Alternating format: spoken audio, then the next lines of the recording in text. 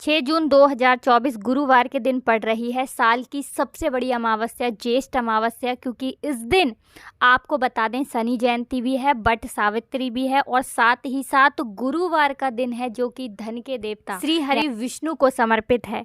और देखिए इस दिन आपको एक दीपक घर में तिल वाला जला देना है। आपके जीवन में कितना भी बड़ा पितृदोष हो, आपके जीवन से पितृदोष दूर हो जाएगा। धन से जुड़ी जितनी भी समस्याएं हैं वो आपके जीवन से दूर हो जाएंगी। देखिए बहुत बार क्या होता है कि अगर किसी घर में थोड़ा सा भी पितृदोष लग जाए तो समझ लीजिए उस घर के बने बनाए काम बिगड़ने लगते हैं।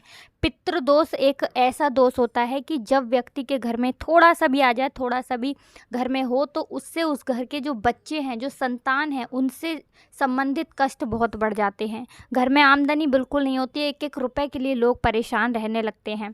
और पितृदोष को दूर अगर आप करना चाहते हैं तो ऐसा समझ लीजिए कि अमावस्या का जो दिन होता है ये पितृदोष को दूर करने के लिए भी होता है और हमारे पितरों को समर्पित होता है। अमावस्या तिथि एक ऐसी तिथि है जिस दिन अपने पितरों को आप बहुत आसानी से प्रसन्न कर सकते हैं। तो बहुत बार बहुत से लोग क्या करते हैं कि उपाय पे उपाय करते रहते हैं, पूजा पाठ बहुत ज़्यादा करते हैं, सब कुछ करते हैं, लेकिन अपने पितरों को प्रसन्न करने के लिए कुछ नहीं करते। और जब तक आप अपने पितरों को प्रसन्न नहीं करेंगे, ऐसा समझ लीजिए आप कितने भी उपाय कर लेना, आपके उपाय काम में नहीं आएंगे। आपकी पूजा जो है एक तरह से सफल नहीं होगी। अब हमेशा ये चीज़ ध्यान रखनी है आपको कि जब तक आप अपने पितरों को प्रसन्न नहीं करते हैं, आप अपने जीवन में धन को प्राप्त नहीं कर पाते हैं, घर का कलेश खत्म नहीं होता है, घर में बीमारियां नहीं दूर होती हैं, संतान से जुड़ा सुख कभी आपको नहीं मिलता है। तो देखिए पितरों को प्रसन्न करने के लिए आपको अमावस्या के दिन ये उपाय करना है। चलिए जल्दी से बात कर लेते हैं कि पितरों को प्रसन्न करने के लिए ये उपाय आपको किस समय करना है और कैसे करना है और कौन कौन सी चीज़ें आपको लेनी है। तो देखिए सबसे पहले आपको बता दें, एक चुटकी लेना है आपको काला तिल, बिल्कुल एक चुटकी काला तिल लेना है आपको, सफ़ेद तिल नहीं लेना है, काला ही लेना है, ठीक है ना। और एक आपको दीपक तैयार करना है। दीपक किसका तैयार करेंगे? आप यहाँ पर दीपक घी का भी तैयार कर सकते हैं, सरसों के तेल का भी तैयार कर सकते हैं। उसी दीपक के अंदर आपको एक चुटकी काला तिल डालना है, ठीक है ना। अब ये दीपक आपका तैयार हो गया। अब ये दीपक आपको अमावस्या के दिन रात के समय में कहाँ लगाना है? रात का मतलब है जब सूर्य छिप जाता है, सूर्य अस्त हो जाता है, उसके बाद जहाँ पर भी आप अपने घर में पीने का पानी रखते हैं, चाहे आप अपने घर में आरओ में रखते हैं, मटके में रखते हैं, बाल्टी में रखते हैं, किसी टंकी में रखते हैं, जहाँ भी आप अपने घर में पीने का पानी रखते हैं, बस उसी जगह पर आपको ये दीपक लगाना है, तिल वाला दीपक। तो अमावस्या के दिन रात के समय में किसी भी टाइम आप ये दीपक लगाएं, अपने पितरों का ध्यान करें, उनसे क्षमा याचना करें कि जो भी हमसे भूल चूक हो गई हो उसके लिए हमें माफ़ कर देना। ये एक तिल का दीपक आप इस बार अपने घर में अमावस्या के दिन जल रखने वाले स्थान पर लगा के देखें। चाहे आप अपने घर में जल रसोई में रखते हैं, जहाँ भी रखते हैं, बस वहीं लगाना है। और फिर देखिए अगर पितृदोष आपकी कुंडली में, आपके घर में होगा ना, तो आपके जीवन से अगर पितृदोष दूर होगा तो आप देखेंगे कि आपके पितरों के प्रसन्न होते ही ऐसा आपके घर में होगा कि पैसा बहुत तेज़ी से आएगा, धन से जुड़ी समस्याएं जीवन से दूर हो जाएंगी और आप रातों रात आप अपने जीवन में धनवान बन जाएंगे। आपको संतान सुख भी मिलेगा। साथ ही साथ जो लोग कर्जे के तले दब रहे थे, है ना कहीं अगर पितृदोष है तो घर में लड़ाई झगड़ा भी होता है। लड़ाई झगड़ा कलेश बिल्कुल आपके घर से दूर हो जाएगा जब आप अपने पितरों को प्रसन्न कर लेंगे।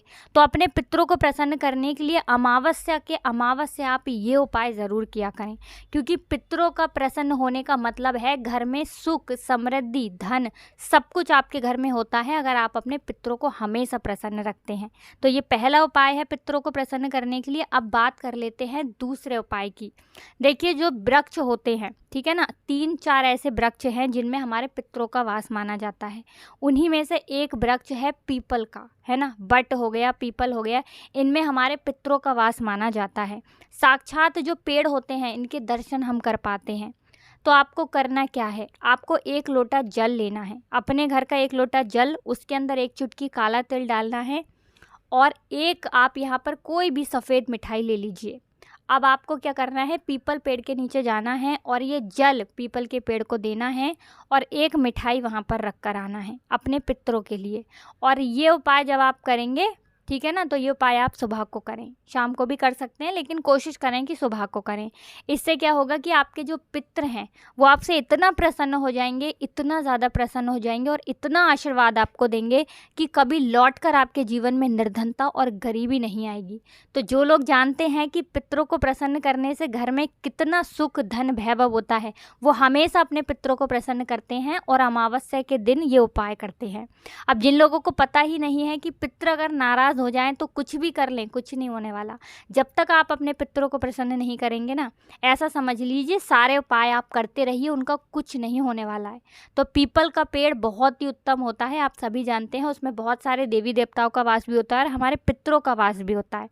तो अपने पितरों को प्रसन्न करने के लिए, और अगर पितृ प्रसन्न भी हैं और हमेशा प्रसन्न रहें, तब भी आपको ये उपाय ज़रूर करना चाहिए। क्योंकि पितृ अगर हमेशा प्रसन्न रहते हैं तो जीवन में आप देखेंगे कि दुख कष्ट ना कभी आते नहीं हैं, और अगर जीवन में हैं तो बहुत जल्दी दूर हो जाते हैं। तो 2 उपाय बता दिए आपको अपने पितरों को प्रसन्न करने के लिए। अब बात कर लेते हैं तीसरे उपाय की। और जो तीसरा उपाय आपको बताने जा रहे हैं, इस उपाय को अगर आप अमावस्या के दिन करते हैं तो ऐसा समझ लीजिए कि आपके घर में कभी भी नेगेटिव एनर्जी, बुरी शक्ति, नकारात्मक ऊर्जा और धन न आने की समस्या, कहते हैं ना कि हमारे तो घर में ही पैसा नहीं आता है, पता नहीं घर में क्या है, ऐसा क्या है घर में कि पैसा आता ही नहीं है, आता है तो बिल्कुल बर्बाद हो जाता है। तो जिन लोगों के जीवन में ऐसी समस्याएं कि पैसा आता ही नहीं है, आता है तो बहुत बर्बाद हो रहा है ना, उन्हें तो विशेषकर ये तीसरा वाला उपाय अमावस्या के दिन ज़रूर करना चाहिए। क्योंकि अमावस्या का दिन कोई साधारण दिन नहीं होता है, अमावस्या का दिन बहुत ही उत्तम होता है। और ये जो ज्येष्ठ की अमावस्या आई है ना, जिस दिन की शनि जयंती है, ऐसा समझ लीजिए साल की सबसे बड़ी अमावस्या है। और ऐसा मौका आपको फिर इस साल में नहीं मिलेगा, बिल्कुल चूकना नहीं है। करना क्या है आपको यहाँ पर लेने हैं 2 कपूर, ठीक है ना, 2 कपूर लेने हैं और आपको लेनी है 4 फूल वाली लौंग, 2 कपूर 4 फूल वाली लौंग। और इन दोनों चीज़ों को आपको किसी भी बर्तन के अंदर रखना है और इसे अपने घर के किसी भी कमरे में जला देना है। इसका धुआं लेकिन पूरे घर में दिखाना है।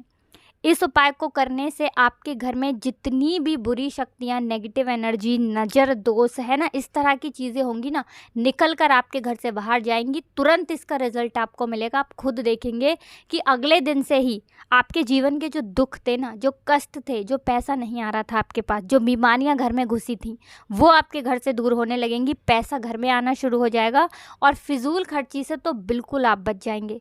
जो धन की बर्बादी हो रही थी ना आपके घर में, बिल्कुल आपके घर से रुक जाती है जब आप अमावस्या तिथि के दिन 2 कपूर और 4, यानी कि 4 लौंग का मतलब होता है 2 लौंग का जोड़ा, इसे हम 2 लौंग का जोड़ा बोलते हैं। 2 लौंग का जोड़ा जब आप जला देते हैं ना 4 लौंग 2 कपूर के साथ, तो बड़े से बड़ा दुख भी ना आपके घर तक आकर आपके घर से लौट जाता है, जब आप इस उपाय को अमावस्या के दिन कर लेते हैं। कितनी भी बड़ी बुरी शक्ति क्यों ना हो, नेगेटिव एनर्जी क्यों ना हो, बड़े से बड़ा नज़र दोष क्यों ना हो, वो भी आपके घर से दूर हो जाता है और घर में कभी घुस नहीं पाता है। तो देखिए ये इतना उत्तम उपाय है कि इस उपाय को तो विशेषकर आपको करना चाहिए, क्योंकि जब तक आपके घर में नेगेटिव एनर्जी होगी उपाय सफल नहीं होते हैं। हमेशा कोशिश करें कि कपूर और लौंग आप अपने घर में ज़रूर जलाएं, क्योंकि इसका बहुत ही ज़्यादा चमत्कार होता है। और अमावस्या तिथि के दिन कर लेते हैं तो ये उपाय सोने पे सुहागा हो जाता है। तो बहुत ही उत्तम दिन है, ज़रूर करें। बहुत अच्छे से उपाय आपको बताने और समझाने का प्रयास किया है। फिर भी अगर आपको कुछ पूछना हो तो आप कमेंट सेक्शन में पूछ सकते हैं। हमारी वीडियो को लाइक करके चैनल को ज़रूर सब्सक्राइब कर लें जो लोग चैनल पर पहली बार आए हैं। और आज कमेंट सेक्शन में आपको पूरी सच्ची श्रद्धा के साथ जयकारा लगाकर जाना है। आज आपको हर हर महादेव लिखना है। तो आप सभी को राधे राधे, जय श्री कृष्ण, हर हर महादेव, जय शिव शंभू।